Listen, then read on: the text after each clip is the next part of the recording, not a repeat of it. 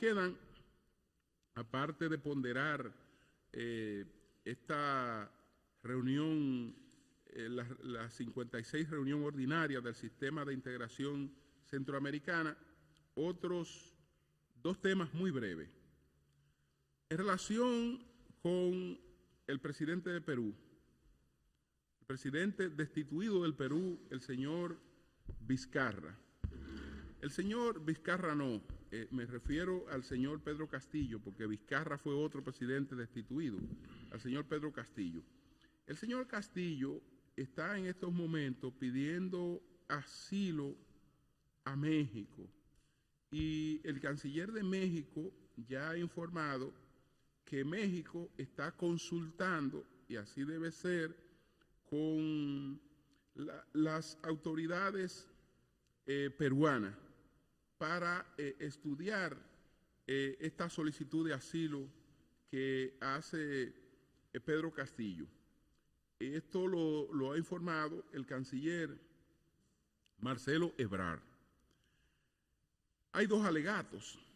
Uno, en el que el abogado de Pedro Castillo sostiene que su cliente ha quedado en una situación de indefensión. En una situación de indefensión, es decir, que no puede agotar los mecanismos para defenderse porque está siendo objeto de una persecución política. Bueno, esa parte pudiera tener elementos ponderables, pero él alega también, o ellos alegan, que en el caso de Pedro Castillo, de lo que se trata es de una persecución política de un grupo oligárquico contra todo el que piensa diferente. La pregunta es, si eso es así, entonces todo el mundo piensa diferente en Perú, porque en Perú no hay quien no esté perseguido.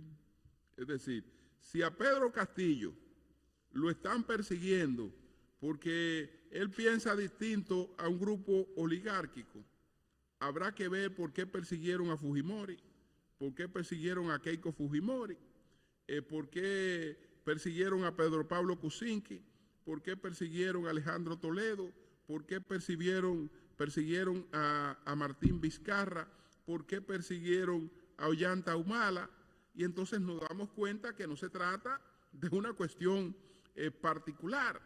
Yo creo que ahí más bien hay un tema que hay que estudiarlo, que se trata de el protagonismo excesivo que tienen fiscales y jueces, que no reparan en el tema institucional a la hora de abordar una investigación. Y entonces ese país lo han puesto, ya ustedes saben, en una situación de absoluta inestabilidad. 7 presidentes en 6 años y medio, y todos corriendo la misma suerte que ha corrido Pedro Castillo. De manera que si es un grupo oligárquico, ese grupo oligárquico se ha dedicado a perseguir a todo el mundo, no a Pedro Castillo. Y habrá que ver si se decreta como política la persecución en contra de él, qué pasa con lo propio, con todo lo demás que se ha hecho prácticamente, lo mismo. Entonces, finalmente, me quería referir, que no traté ayer, al tema de la denuncia que trajo el Diario Libre, del tema de que una empresa de la que es parte el actual ministro de la Vivienda había adquirido un solar, unos terrenos, los del canódromo, puestos en venta por el Banco Central de la República Dominicana. El Banco Central de la República Dominicana ha hecho una publicación hoy donde establece que esa oferta de venta se publicó en el año 2017 y que esa oferta de venta, desde que se publicó se estableció cuál era el precio al que el Banco Central en el 2017 estaba ofertando esos terrenos, que eran por 298 millones de pesos. Es decir, el que tenía esos terrenos los puso en venta, que era el Banco Central de la República Dominicana en el año 2017. Y entonces, lo que da pie a que se quiera presentar esto como una situación irregular es que el contrato se suscribe ya cuando pues Carlos Bonilla es ministro de la Vivienda. Yo creo que los propios gobernantes actuales terminarán siendo víctimas de algo que ellos han propiciado, que es el que todo se vea como una situación de escándalo y de corrupción. Ustedes saben por qué yo no comenté eso ayer, aunque lo vi en primera plana en un periódico. Porque lo primero que yo me pregunté fue, ¿quién compró? Y no tenía todos los datos a mano, pero me pregunto, ¿quién compró? ¿Quién compró? Porque hay que ver quién compró. Ah, bueno, el que compró es una persona que desde antes de nacer está en esas actividades. Desde antes de nacer está en esas actividades de compra de terreno para desarrollo de proyectos. Entonces, ¿quiénes venden los terrenos? El terreno lo vende el sector privado o lo vende el gobierno, en los casos de que tenga terreno disponible para la venta a quien le interese desarrollar un proyecto.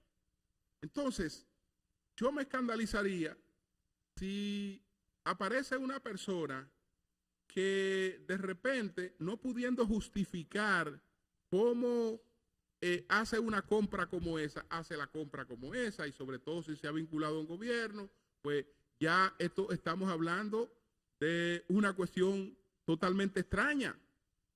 Totalmente extraña. Ministro, por ejemplo, un ministro que no tiene que ver nada con esa área, que de repente llegó a un sitio donde se maneja presupuesto y ya está comprando propiedades. Bueno, eso debe llamar la atención, pero este no es el caso. Este no es el caso, es decir, estamos hablando de una persona que su patrimonio lo ha creado, lo ha ampliado realmente haciendo esa actividad, haciendo una actividad de compra de terreno para desarrollo de proyectos. Así que esa es su actividad privada natural. Entonces, por ahí ya, aunque tú veas que, bueno, está el componente de que ya ahora estaba en una función, pero ya tú sabes que ahí hay una cuestión que te dice que las cosas que a uno le preocupan, etcétera, por lo menos ahí en ese caso no están dadas. Y en cuanto a lo que explica el Banco Central, bueno, porque la oferta se hizo en 2017 y se publicó el 2017, tanto en la prensa como en nuestra página web. Y entonces se empiezan a hacer los tratamientos del lugar para el asunto este de la negociación que se consuma posteriormente. Entonces yo creo que ese es un asunto que está claro. El que quiera seguir pues insistiendo con eso, que insista, pero esos son los riesgos a los que nos exponemos cuando detrás de todo queremos ver un escándalo. Yo recuerdo que se planteó una vez una cuestión con el ingeniero Diandino Peña.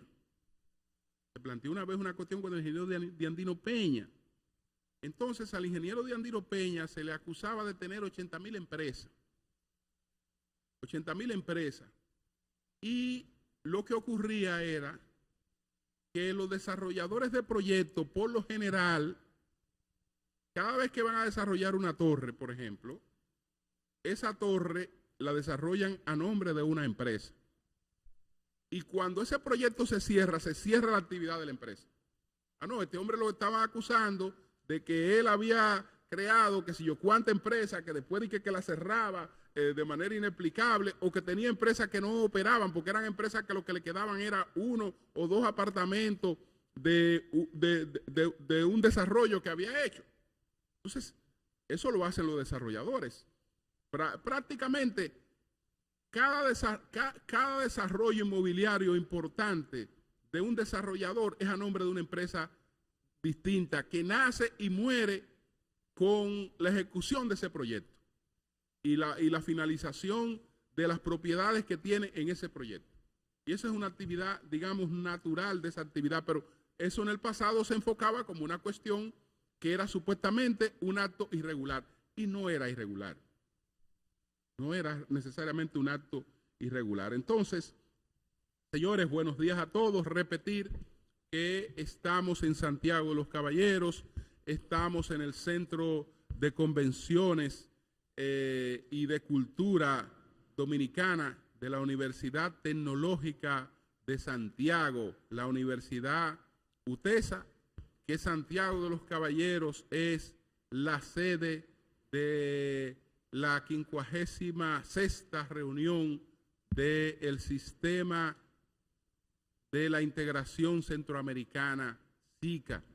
Aquí está el presidente Abinader, que está el presidente de Costa Rica, que está el vicepresidente de El Salvador, que está el primer ministro de Belice, que están los cancilleres de todos los países que forman este sistema de integración centroamericana. Nosotros vamos a hacer una pausa para regresar con otros comentarios. Son las 7:34. Cambio y fuera.